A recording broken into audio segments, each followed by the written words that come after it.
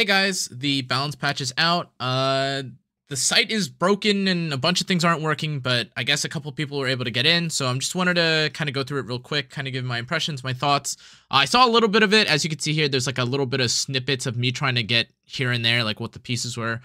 Overall, I'm going to be honest with you. I did not see anything that was particularly unique. A lot of these changes will probably make or satisfy a lot of what people think would make the characters work. However, I don't think just adding some things to the characters that may make them usable right now is really going to be that good, especially because, again, like we're in the beginning of the preseason. I don't know if it's really going to be worth it, but let's just get into it.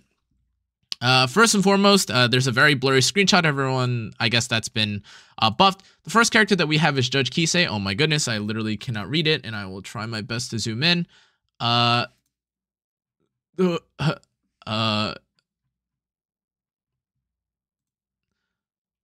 Okay, maybe I just opened this in another page. Okay, so the first one is Judge Cannaaaa. She now has, I guess, 20% penetration on S1.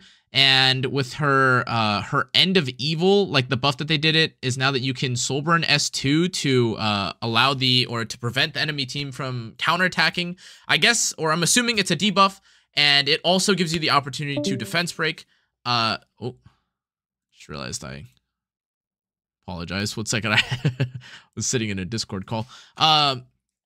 And then we have, I guess, the ability to defense break. We have a dispel of all buffs, which is pretty big, but also it allows you to prevent someone from counterattacking you. So again, this could be pretty nice for characters or against characters like Abyssal Euphine and Navy Captain Landy. However, I'm a little hesitant to call stuff like this super good for a couple reasons before we get any further. Just because, number one, the defense break is great. Everyone relies on it. However, the whole they can't counterattack us thing is a little bit fresh in my mind as being kind of bad just because of how Astromancer Elena was originally. Typically what you want is somewhat of a buff onto yourself as opposed to having to debuff the enemy, because this doesn't stop characters like Ed. It also feeds into characters like Abyssal Euphine's S3 cooldown. This isn't bind, this isn't a seal, so it is still a debuff that obviously can get countered by characters like Designer a little bit, or characters that want to prevent debuffs. This also doesn't stop you from preventing someone, you know, like Aiden from evading. It looks pretty okay, though. I'm not going to be too negative about it. It is pretty much what everyone expected. Judge Cannaaaa doesn't want to get hit and punished just for hitting, so that's what they gave her.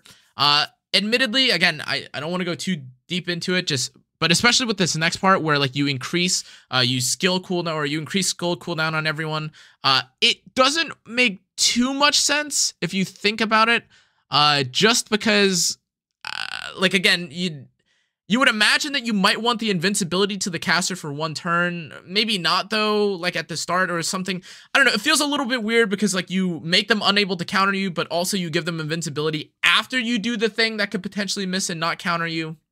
Doesn't really make sense. Or I guess I shouldn't say it doesn't make any sense, but it's a little bit weird. I feel like if they were going to do something like this, maybe they were afraid of a character like Aiden being too countered by this, which is an insane statement to say. However, what I was trying to get at is that, again, I just think that in terms of like their direction and their focus, this feels like a little bit less creative. Again, like, she has a lot in her disposal now, which is pretty much just a defense break and a full strip on skill 2. And again, she does have invincibility on skill 3. But the thing that doesn't really make sense for me is that her skill 1 has the defense penetration, which that's fine. That makes sense. Like, you know, you would assume that judging off of this, you would assume her to be somewhat of a damage dealer. But then we just have her imprint concentration changed to now be effectiveness. To be clear, again, like, this is not a character that has ignore Soulburn ER. She has an extra turn S2 as your Soulburn, which is great, but it also, again, it's a defense breaker. It looks like she's going to be a debuffer. I don't know how I'm going to feel about this character. I'll probably try her out in Cleave, though. Let's move on. The next character that we have is Specimen Says. I think Specimen Says is a little bit shorter. Specimen Says reads off that now he just gets evasion by 50%, or gets, I guess, increased evasion by 50%. It's not a buff, if I'm reading this right. It's kind of like Aiden's built-in evasion. So this is kind of nice for those of you guys like trying to, I guess, like use Moonlight Dreamblade on him or try to play him a bit tankier and bulkier. Overall, I guess it's a bit of a nicer change. This kind of does put him in line, I guess, with like the thief bruisers a little bit more. Excuse me. That being said, though, he doesn't have the tankiest stat line ever, but I did see a couple people try and run him like no crit chance whatsoever and kind of just rely on the raw scaling of his S3 and the penetration from having a stun to just run full attack and bulk in one shot. And I'll probably try this character. I'm really interested in the prospect of this. He definitely seems like he would be a little tankier or a bit bulkier now that he can counter and now that he also has the evasion. Oh. Wait a second. They removed his stun. Huh. Okay, so I guess he's less RNG. A 20% chance of counterattack, I guess, technically could put you in hot water against characters like Lionheart Surmia, or sometimes when you're hitting against a character like Ed. So that's not in the game anymore, so you have a different kind of RNG, which I guess makes a little more sense thematically.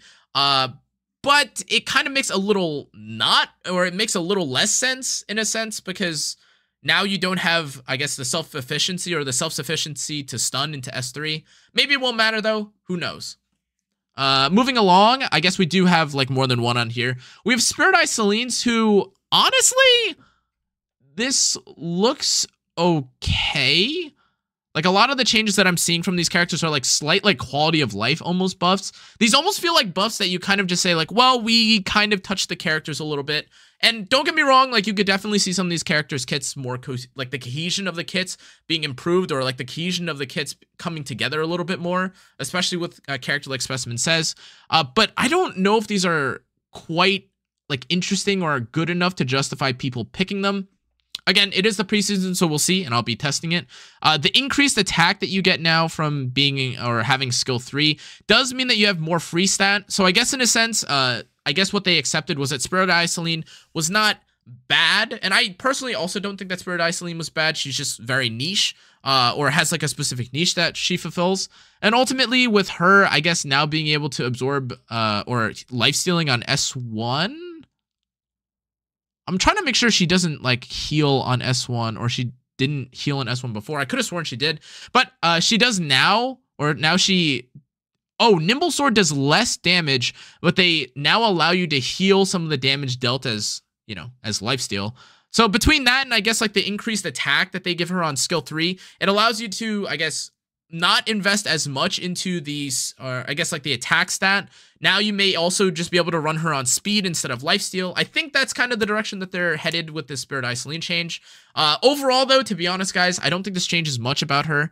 If you want to make her, like, if you want to play her, she already gets countered by the same things. Like, you die to it, or you get one-shot by a Cannaaaa S3. You kind of already get one-shot by, like, Hau Young, or any character that has, like, the extra fixed damage thing. But now the lifesteal and all that stuff, I guess, is a little bit nicer. I genuinely, I guess we'll have to see how much this decreased damage thing is. 25% attack increase surely makes up for it, though. But again, already in her niche, I don't think anything changes. And then if I move back for a second, I think the second screenshot has Hau Young. Do I have Hau Young here? Okay, this is a little bit weird because there's like 2 Hau Young pages. I apologize. So the top of Hau Young's page says that her skill 1 now, like the additional damage that she does, like the tooth kick or the tooth proc that people used to combine with tooth, I should say, the extra damage proc has now been increased, and the soul burn is now to increase damage dealt on her S1. Again, text like this, we'll just have to see like the data mine for how much it is, or how much or how significant it is. But now, and this is the thing that I saw that was kind of crazy, honestly, for Hau Young, which is that at the start of the turn, when Hau Young doesn't have a debuff, it increases her attack for 1 turn. She just has Benimaru's Tachi basically built into her kit. Now, that is like, I mean, that's pretty crazy in of itself. I don't think she has I don't think she has a barrier now. Like, I apologize because like it's a little bit scuffed looking, but it got cut off. I think they removed the barrier on her S2 in exchange for now having an attack, a self-attack buff at the start of her turn, which is a bit of a more balanced way for Hau Young to be if you think about it. If a character is going to be a nuker, a character like Watcher Shuri, like at best he gets like a skill nullifier, and that's all he gets if he has to one-shot something in skill 3. like there was not really supposed to be a character that just has adamant or, you know, some proof of valor, self kit enhancing, you know, tank juggernaut passive while also being able to one-shot anything. So at least thematically, this makes a little more sense. However, I will say, in terms of what they were doing, or like, again, in terms of like ideas to like try and make Hau Young a bit more interesting or cool for the meta, this is definitely on like, I think the lower end. Again, I apologize if I sound like a little bit more negative about these things, but this was like very like low-hanging fruit kind of changes that I feel like a lot of these changes that I'm hearing feel like kind of low-hanging fruit. They'll definitely work, I'm sure. Like, don't get me wrong. Like, for people that want to play these characters, maybe they decrease the gear requirement to make them work. But none of these are super game-changing, it feels like. Arguably, the most game-changing one, I think, is either, like, gaining lifesteal now on Spirit Eye Celine or now having the attack buff. But now, I guess, like, the final thing that I found the most interesting about Hau Young's S3 is that now she doesn't have the Soul Burn extra turn. And now it's on a 3-turn cooldown on her S3. But now she, I believe, does damage based on the difference between her and your opponent's attack. Now, like I mentioned earlier, I don't think she has, she doesn't have the barrier anymore, which is kind of unfortunate. But now you have attack buff, so surely you do more damage. And now, since most people are already building Hau Young at like the 6,000 to 7,000, maybe they'll just try to build her normally again with like a bit more bulk, and then maybe they'll try and run a warrior artifact that gives her, I guess, like the Aureus. Like, I don't know, maybe people will run, or not the Aureus, but like give her some sort of mitigation. I don't know what that would be. However, kind of looks like she's now more of a nuker. I don't think they want to make her super overbearing, like where she was in the past, where you couldn't one-shot her, but she could also one-shot you, which made no sense. But I do like the idea of having the cooldown reduced to 3, like just making sure that things are kind of, or like things make a little bit more sense. Oh wait, they decrease the damage of the skill 3. Okay, I guess that's to compensate for the fact that there's an attack buff increase. But makes sense, I guess. Cool enough. I'm not going to argue with it. Hau Young definitely could use some love. I enjoy or appreciate the fact that they at least, if they were going to buff Hau Young, at least they kept her, like, they kept an identity that they wanted to stick with, as opposed to making her like this overwhelmingly strong juggernaut. Moving along though, we have Elena, and again, kind of like, I'm going to sound like a broken record. Like, I love the fact that these characters are getting love, to be clear. However, I just thought that some of the ideas could have been like a little more interesting. Like Elena, like, she now just has Doctor's Bag on S2 or on her S3, which is, I mean, that's cool, but I kind of like from the perspective of someone that expects characters like Elena and a lot of these other characters, Judge Kisei, to pretty much never see another buff, probably until like they get power crept by like another, I don't know, a Moonlight 7 version of themselves. I kind of was hoping that some of the changes would be bigger, just because I don't want this to be the last change that I ever see for a character. So for Elena, I agree, she's very strong right now. I almost think she didn't need a buff. But if you were going to buff her, I was hoping that it wasn't just this one change, which obviously it was, which is they just added Doctor's Bag.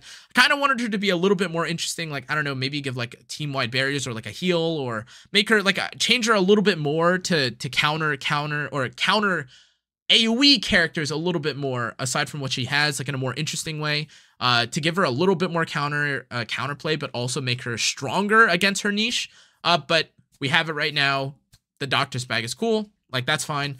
And her EE also got changed. So now you can have 2 dispel debuffs or dispel buffs with her EE from S3. So I guess if like someone stacks on, I guess like or if they try to pair this character with someone like, I don't know, like AOL or something, you can just remove or against Briar, if you're fighting against Briar, you can now just completely dispel all the buffs. You don't even have to worry about the unbuffable. Something to that extent. She looks like a bit better of an aggressive cleanser though. So happy to see it, but I guess it's the holidays. Maybe that's what it is. Like, they just put out a balance patch. They also delayed it. It is what it is. The last change that we have, or one of the last characters that we have, I think, is Leica. So now, from what I see, they buffed her chance to sleep by 100%. I need to make sure I'm not missing something. Where is this Leica change? Okay, so this is the next page. This is Leica. Leica's change is now... Yeah, I mean... I'm not gonna say it anymore. They decrease buff durations of the target by 1 when you have skill 3, which makes sense because now you can strip on skill 3 and then put them to sleep. That's good. Like, that's a good buff for Leica. Yeah, I mean, for those of you that are playing Leica, now you don't get punished, I guess, by people that have immunities. People that are trying to, I guess, you know, use her as more of a debilitating or like a debuffer. This is pretty interesting. She's pretty fast too, and her S2 is pretty interesting in terms of being able to buff someone. She also has guiding light, so she's kind of, you know, a bit more protective.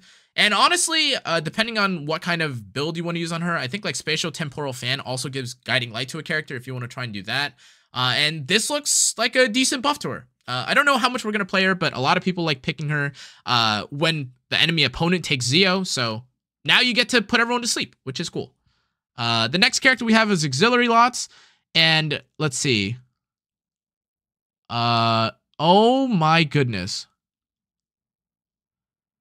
Okay, so now Alots has dispels 2 buffs and silences, and now his S2 increases attack effectiveness. Wait, injects an ally except for the caster with mana, increasing attack and effectiveness for 2 turns, and combat readiness by 100%. Huh. Okay, so now there's an effectiveness buff to whoever you push up, which is really good. I like the extra turn idea. Like, now you get to, I guess, silence on the same turn as you push up. This is definitely what I was hoping to see from like one of the changes or like one of the buffs to the characters. Like, this is more cohesive. This is more interesting. Like, this is not as clear cut as to, like, you know, to expect this sort of thing, or I didn't quite expect this to come from a character like Auxiliary Lots. I kind of thought his S3 would have cleansed or something like that. However, I will say the one issue that Auxiliary Lots has right now is just that he's easily debuffed and he kind of doesn't, he's not fast enough to race people. So this extra turn is interesting for people that can gear gap and stuff like that. However, you're going to have to use your extra turn soul burn on S2. Otherwise, this kind of just looks like an attack and F buff to whoever he pushes up. And I guess an effectiveness buff to himself. Typically, Auxiliary Lots is one of the few characters where back in the day, people used to say you didn't have to run, or like part of the reason why people used to roll speed on any character is because even if you had a character like Auxiliary Lots, he never had a real true identity for what you needed on him in terms of main stat. So if you had like a flat attack ring, it was still okay because Auxiliary Lots just had to go fast. Whereas nowadays, you know, like Faithless Litica and some of these other characters, Conquer Lilius, they want effectiveness rings or they want HP rings.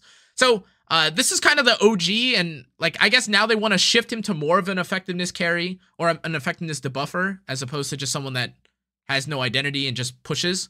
Glad to see love for Auxiliary Lots. Kind of wish that there was something to deal with his speed and his utility issues, but I'm not going to complain about it. And now we have Infinite Acades, which is now... It's a 5% increase to her CR. In all honesty, I think she's a cool idea for a character. One of my favorite concepts for a character, seriously. Because, like, again, I always thought about, like, the whole invert thing as being really interesting. However, the double-edged sword are kind of, like, the biggest weakness, in my opinion, about debuffers in this sort of way. Is that unless if you are Designer Lilibit or you're, like, Mediator Cowrick, if your whole team is on fire and you're trying to get more and more debuffs so you can invert them, that means that your team is on fire first. So, don't know how good this is. 5% buff is not really significant. I guess it puts her in line with a character like Sage Ball. It's 40%, so after 2 turns, it's now a 10% increase buff. It just says this adjustment, you know, enables her to gain turns more swiftly. If you're not, like, I don't know how much 5% matters, but I guess that's that's about 15 speed on average that you gain. Okay, moving along, we have Roman. Okay, so now Roman now has Restrict for 2 turns.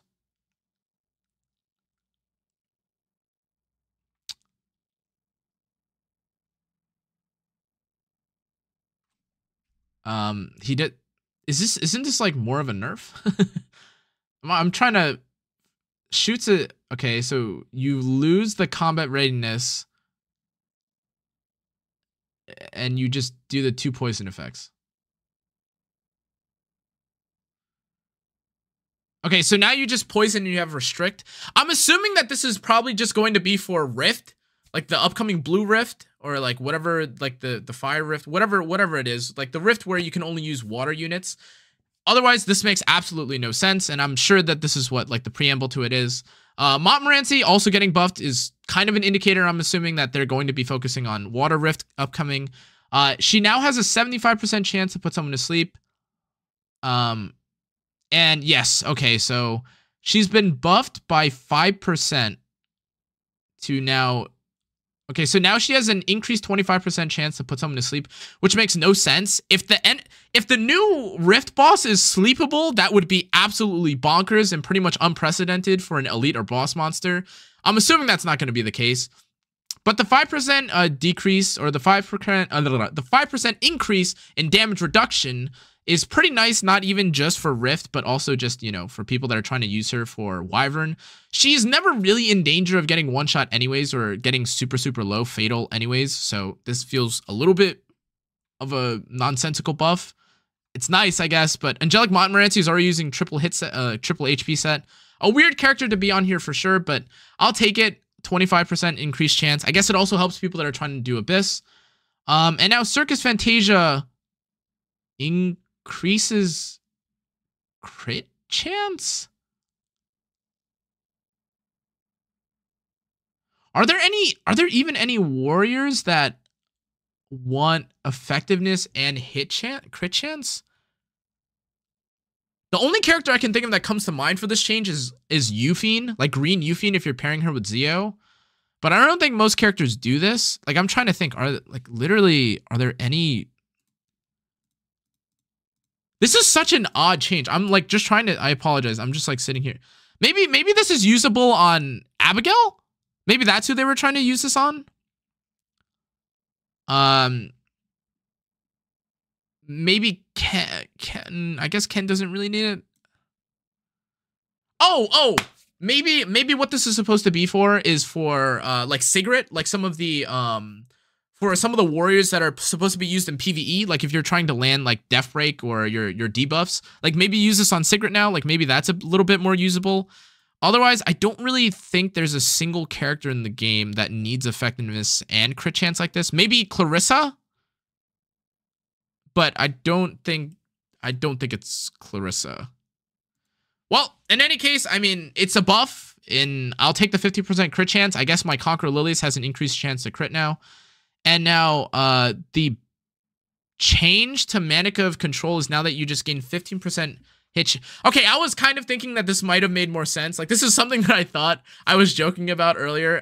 If they just made critical hit chance increase to 15%, and now you could just use this on any thief that wants to have hit chance, wouldn't that make a little bit more sense? Like, Manica was one of the first hit chance artifacts in the game, but it was tied to specifically being on a single attack. But now it's not chained to anything, and it looks pretty decent. So, I mean, if you are, I guess, planning on using this on someone like Assassin Sid, maybe, instead of Wind Rider, or if you're trying to use this on like a thief that does a lot of damage and you get an attack buff, and you don't want Wind Rider for some reason, or if you don't have Wind Rider to begin with, maybe that's really nice. There's also a chance that in case if you're someone that is using Symbol on your Charon, and you have like effect resistance, or you have an ER Charon build and you want to just do as much damage as possible, this gives you a lot of value. It's 20% hit chance. Wait a second. Sorry, wait. So I misread this. So this is critical hit chance increased by 15%, but your bonus hit chance is still only if you are on a single attack.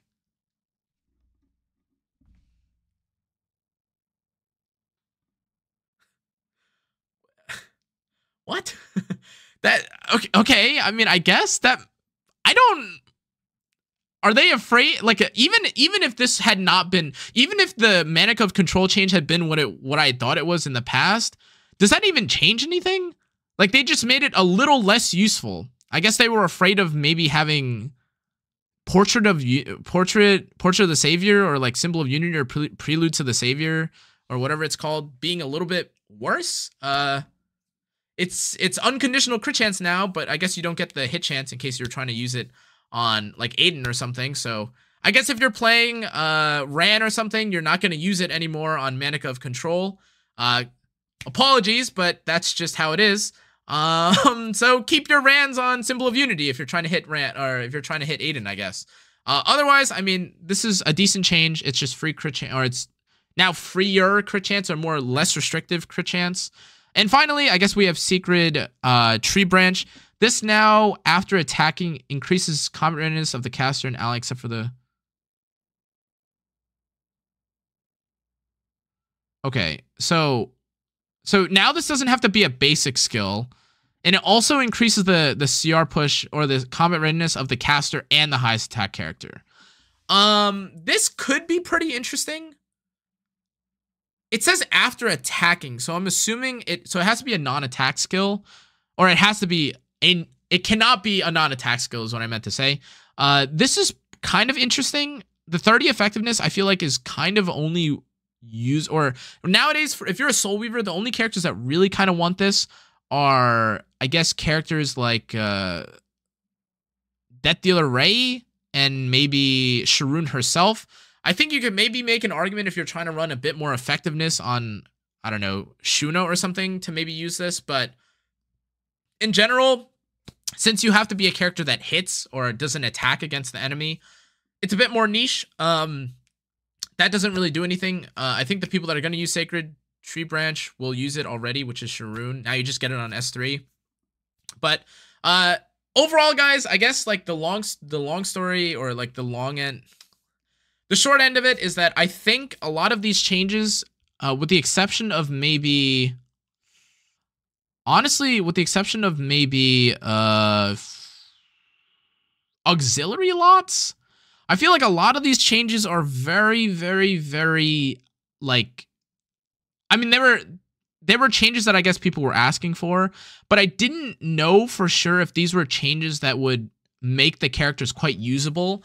What I mean by this, just to be clear, is that even for characters like Kayron and stuff, or ML Kayron, some of the changes that, like, or some changes to characters that are proposed may seem nice at first, like, oh, well, you know, like all this character needs is a slight change and they become good enough, or their kit becomes more cohesive. Like, comments or changes to characters like that are nice in theory, but I think that what they actually need in order to be like good, like very good, and not just like cohesive and like maybe super, super niche to pick, are solutions that need to be a little bit more creative than this. In all honesty, I'm kind of surprised because most of the time I'm surprised by what Smilegate gives us in terms of balance patch changes. I think I've gone on record a couple times saying that the Smilegate balance patch change record, or like their record in 2023, was exceptional.